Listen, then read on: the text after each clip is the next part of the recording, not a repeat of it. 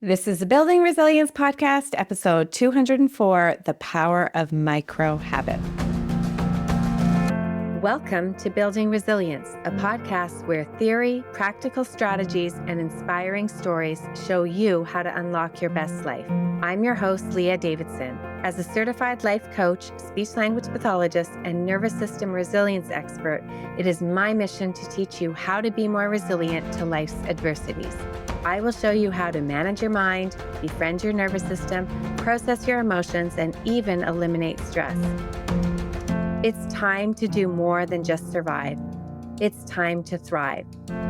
Let's get started. Hello, everyone. Welcome back to the Building Resilience Podcast. I am Leah Davidson, and today we're going to be talking all about the power of micro habits. Now, if you are like me, sometimes you can feel like you're just constantly on the go. You're constantly running. You're constantly being chased by something. You're constantly in a race and there is no finish line up ahead. Or maybe you're just trying to keep all the balls up in the air, which we know can be super, super tricky to do. And so I always like to try to break things down into their smallest unit, into the smallest action, because I find that is so much more manageable for me to do. And what I've started to notice is the power of doing these tiny little actions consistently can make a huge, huge difference in how I feel and what I can accomplish and just in general and moving forward with everything in my life. So what do I mean when we're talking about micro habits? Well, a micro habit, they're just tiny, intentional actions that you take throughout your day just to move you forward. It's kind of like that saying, how do you eat an elephant? One bite at a time. So a micro habit are the tiny little bites that you take to eat that elephant.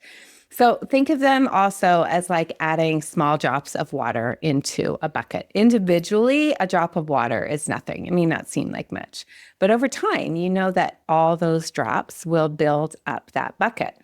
I like to think back when I was younger, growing up in Quebec, we would often take field trips to where they produced maple syrup. We would call it sugaring off. And they would take you around. I think I've shared this before on the podcast. They would take you around and to each stage of the process of producing maple syrup. And it would start off with just standing in front of a maple tree, and they'd have a little tap that was stuck in the tree, and you'd maybe see one drop fall out, and it would fall into a big tin bucket. And then they'd move you along and they would say, this is what it looks like in a couple of days. And maybe there would be, a couple inches of the sap. And they would continue on till you'd have a full bucket. And then that full bucket would be taken into a large vat and it would be boiled. And eventually it would end up being this yummy taffy maple syrup that they would pour over the snow. And even as a child, I used to marvel at how cool is it that it starts off as one tiny drop and it ends up being these vast amounts. I mean, Canada is known for their maple syrup. So there's vast amounts of maple syrup that is sold everywhere, starting from one drop from the tree. That is the power. I remind myself of that all the time. When I think that one drop is nothing, well, one drop creates a lot of maple syrup. Now, if you haven't read the book Atomic Habits by James Clear, you really should, because he's the master of talking about these small actions and how these small actions, obviously the micro habits, he calls them atomic habits, they have a compound effect. And he describes it as the 1% improvement principle, where tiny changes each day can add up to a significant transformation. These small, consistent actions have this compounding effect and will lead to substantial changes over time. Now, James Clear is not the only one who's talked about it. Lots of people talk about the power of this micro change. Arianna Huffington is somebody else. She advocates for what she calls micro steps, which are these small, realistic actions that are easy to do and that you can really talk yourself into doing them easier than you can talk yourself out of doing them. And she introduces the idea of using micro habits into self-care. So encouraging, instead of trying to have an amount of self-care at the end of the day or a larger chunk of time, that you just incorporate it through your day, just a couple seconds, a couple of minutes. And she encourages things like turning your phone off a few minutes before bed or taking 60-second breathing breaks. So it's all about the self-care in bite-sized, accessible moments.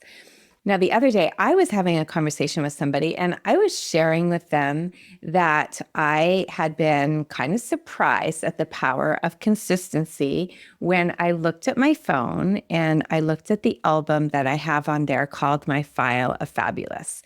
You might have heard me talk about this before. Basically, My File of Fabulous is an album on my phone, and every time I receive a kind note or a compliment or achieve something that I'm proud of, I either take a picture of it or I screenshot it and I save it in my folder.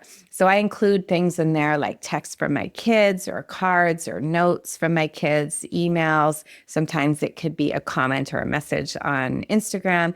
I screenshot it and I put it in. And what it is it slowly starts to build up. And then whenever I'm feeling down or low or feeling like I'm not able to achieve something, or I just need to validate myself or pick me up, I go to that file and I scroll through and I see so many kind and inspiring words. I also include things that really inspire me. And when I looked at it, I realized I had over 350 pictures that had been saved in my file of Fabulous. And that was remarkable to me because it doesn't feel like I do it a lot. And over the years, it has accumulated to 350. So I was swiping through and it brought me such joy. And I was reminded of the progress that I have made over the years. The best part about doing these micro habits or doing something like saving that photo is it really doesn't take a lot of effort. It doesn't take hours to do. It's just a quick save here or there.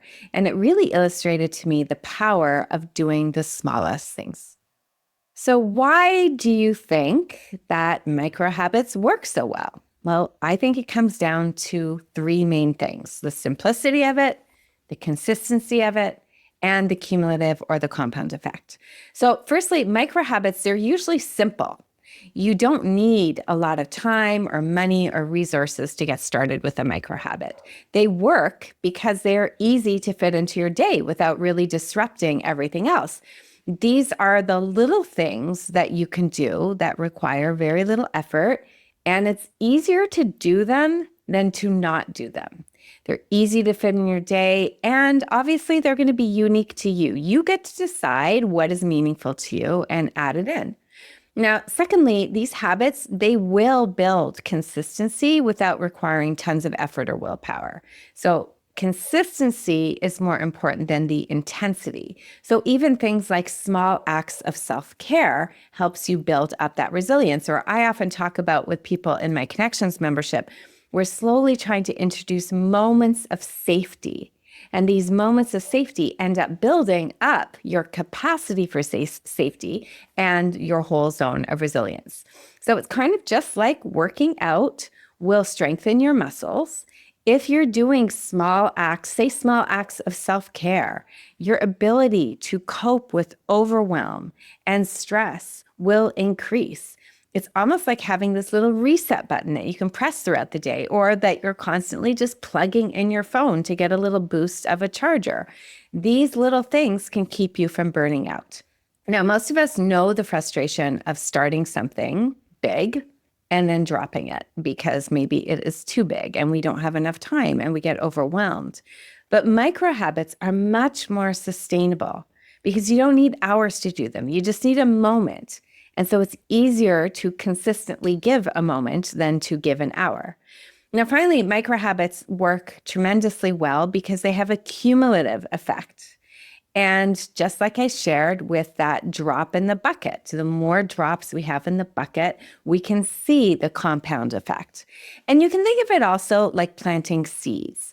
If every micro habit is like a seed, while you may not see the results, it may not be blooming overnight, over time, it grows.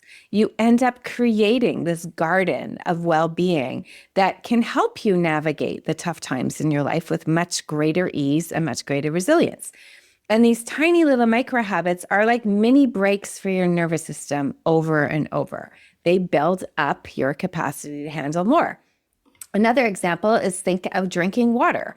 If you want to drink multiple liters a day of water, you have a couple of choices. You can sip the water throughout the day, or you could try to chug it all at once. Now, it's much easier to sip throughout the day and probably a lot more beneficial for your body because your body can adapt to it. Or just like the other week when I talked about the power of movement and how moving throughout the day is more beneficial than just trying to cram in an hour of exercise at the end of the day. We want to be giving our nervous system little breaks, little micro resets throughout the day. And micro habits, where we do these micro habits of self-care, is so helpful for our nervous system. Now let's talk about the benefits of micro habits. Again, these small habits improve usually not just one area in your life, but they end up improving lots of areas. If we take the example of like a micro self-care habit, it will spread and influence all the different areas of your life. So if we look at the benefits of something like a micro self-care habit, we can see that these little resets throughout the day, they can work wonders on things like mental clarity. Sometimes maybe you feel like you're spiraling and things can feel overwhelming. And if we stop and pause for a micro self-care, like a breath, something to relax your body, just a moment to regroup and refocus, it's easier to come back to your task and be refreshed. And James Clear in Atomic Habits, he talks about how these small little habits that we do will help keep our minds clear and focused because we're not trying to do everything all at once. So we're just giving our brain a little bit of a break. Now, building up micro habits is like that strength training for your emotional and physical health. You're conditioning yourself to handle life stressors better, just bit by bit. And over time, what can happen is you will start to see that you're less reactive. You're more grounded. You're better able to handle unexpected curveballs. So simple actions like taking a 5-minute break, going for a 5-minute walk, doing a slow breath can seem small, but they are going to do wonders for your physical and emotional health. So this is where that idea of that 1% improvement principle really applies that James Clear talks about. Every small step you take adds up, and over time, it can lead to much larger changes in your life. Now, there's also a confidence boost that you get when you engage in practicing micro habits. There's something very satisfying about keeping these small promises to yourself. So every time you complete a micro habit, you're showing yourself that you are prioritizing you and that you have the ability to stick to something. So it's like this little confidence boost over and over and over. And it's like you're telling yourself, I'm worth taking care of. I am the kind of person who follows through. So something like my File of Fabulous will reinforce my confidence. The little tiny drips that I will put in to creating this File of Fabulous will reinforce my confidence over and over. And each time I then scroll through those snapshots later on, I'm reminded of positive moments and positive wins. Now, we've all heard before that small actions lead to big results. And it is true. Small habits, when we practice them consistently, what they do is they actually start to rewire your brain, to rewire your nervous system, and help you operate from a much more positive, intentional mindset. And these habits don't overwhelm your system. So they don't send you into a stress response that, oh no, I have to get these done, because it's just slow, tiny, little consistent drops that the nervous system can view as safety and not read as a threat, like something more overwhelming or more challenging can end up reading. All right, now let's get a little bit more practical about what we can do to try to introduce more micro habits in our life. Well, the first thing we can do is to really try to create an environment that has cues that supports the use of micro habits. So one of the easiest ways to build a habit is to create cues in your environment that remind you to act. James Clear talks a lot about this in his book. He says, you want to drink more water? Well, keep a water bottle on your desk. You want to read more? Then leave a book by your bedside. That's something that I have been doing for the past several years, is I have books in different rooms. So sometimes if I'm in the kitchen waiting for something to cook, I see the book, it reminds me to go over and just to read a little bit. So it's like you're setting up little nudges for yourself to remind yourself to enforce the habit. So you're setting up your surrounding to support what your goals are. The next thing that you can do is set what we call a minimum baseline. And just think of the absolute smallest thing that you can do each day and make that your baseline. So for example, instead of committing to 30 minutes of journaling, start with one sentence of journaling. And this helps you to have consistent success. This no-fail approach makes it easy to get started. And once you're doing it, you may find yourself wanting to just keep going. So pick something that you know you can achieve every single day, and starting small makes it much easier to build that momentum.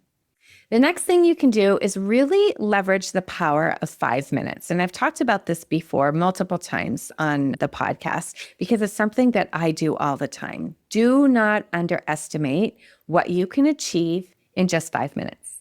Take 5 minutes to do something, and sometimes that doing may be doing nothing. It may be resting. It may be just stopping and breathing, or stretching, or stepping outside for some fresh air. So this tiny, tiny slice of time can completely shift your mood and reset your day. So it can be a quick walk or a stretch or a mini meditation, but it could be that you decide you want to do a quick cleanup around the house, or you want to do something. So it can be something that you do or something that you not do. You don't need to block off a whole hour of time. You just want to commit to just a few minutes here and there throughout the day, and that can make a huge impact. The next thing I'm going to encourage you to do is to create that file of fabulous if you haven't already done so. It's one of my personal favorites. It's where you keep those screenshots of compliments, notes, inspiration, moments that you're proud of. And it's kind of like a digital pick-me-up that can remind you of all the good things that you've done and fill you with so much gratitude. So it can be a really good pick-me-up throughout the day. And it takes just a second to screenshot and move things over, and then just a second to revisit those screenshots. The other thing that you can do is really create mindful transitions throughout your day. As you're moving from one activity to another activity, practice mini pauses. Practice maybe taking a breath or a stretch as you transition from maybe one client to another client, or one task for another task, or from work to family life. Maybe it's just stopping and noticing, orienting yourself to the environment before you jump onto your next task. This is a really good way to stay grounded and to recenter yourself throughout your day. And lastly, this is one that I try to remind myself of often. Instead of trying so hard to eliminate a quote unquote bad habit, I simply try to focus on creating and adding more good ones, because what you water grows. I'm sure you've heard me say that before too. Sometimes we spend so much time in our gardens trying to pull the weeds that we forget to plant the flowers. Sometimes we have bad habits and we are trying to get rid of those bad habits. So maybe I'm eating or drinking or shopping.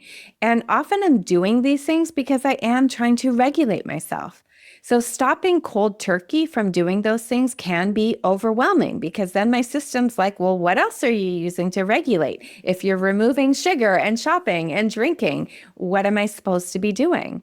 So instead, if we try to introduce these micro habits, good habits that can get us into regulation more consistently throughout the day, it's much more sustainable. So I want to encourage you to stop trying to focus on stopping bad habits and start trying to introduce small micro habits that you can do more frequently and more consistently. And what you'll often find is that these small micro habits will help you get to a place of regulation more frequently, which is often what bad habits are trying to do in a much less effective way. So there you have it. Those are some suggestions of things that you can do, the importance of micro habits. Try to give them a try this week. Remember, it's not about trying to do things perfectly or overhauling your entire routine. It's about trying to take small, consistent actions that can make a big difference over time. And real change will happen with those small improvements, a 60-second pause, a couple of breaths, drinking a few more sips of water, creating your file of fabulous, taking little pauses in between your day as you transition to different activities. These small habits really do add up to a life that can feel much more balanced. So I hope it was helpful, and I will see you next time.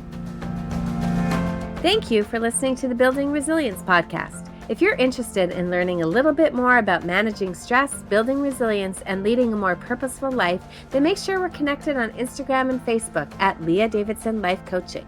You can also subscribe to my weekly newsletter at www.leahdavidsonlifecoaching.com/newsletter. Looking forward to connecting.